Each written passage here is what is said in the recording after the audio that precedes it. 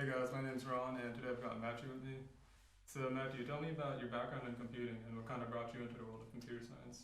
So there's kind of two reasons, and they both stem from when I was a kid. The first one was I wanted to be a pilot because I could press all the buttons. And then I realized that I also liked video games, and the buttons on a computer don't make me crash a plane. Yeah, And so I've just kind of stayed into it from that point in my nice. life. I think that's a cool story. So today we're going to be talking about surveillance capitalism, right? Mhm. So as we've seen, with capitalism, I guess the whole point is to make as much money as possible and using any means possible, right? And today we are in an era where like your cellular phone has like a camera.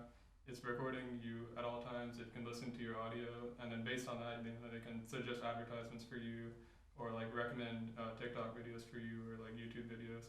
So using all your data and personal information and so many other factors, like we've seen the whole surveillance capitalism system kind of like come into shape and kind of shape our daily lives, right? Mhm. So I want to get your take on surveillance capitalism, and what do you think are like some possible ethical implications with this, and like maybe looking into the future, like how could things be different?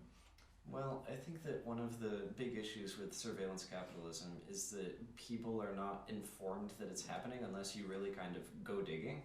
Like, you're not going to know how much of your data is being sent, like your phone's camera, like Yeah, you said, but also via your GPS, through any web browser you use.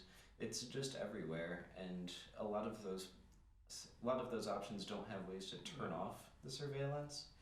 So there's the issue of people knowing that it's happening, and then when people do know it's happening, they start to feel less confident about the security of their yeah, data. I mean, naturally. yeah, So there's the issue of it being hidden and people not feeling confident once they know it is happening. yeah. Because I guess most people at the end of the day, like no one's gonna want to sit through the whole terms and conditions and like look through every single thing they mention, Hmm. right?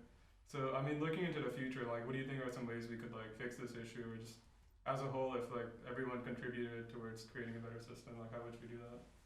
I think that some of the regulations governments have are certainly a good step Yeah, forward. Like, a lot of the websites now will have that little pop up that says, do you want to accept all cookies or yeah, reject the optional ones? That's certainly a step forward. It's kind of like the jokes people make about like when your calculator app wants to access your phone yeah, calls.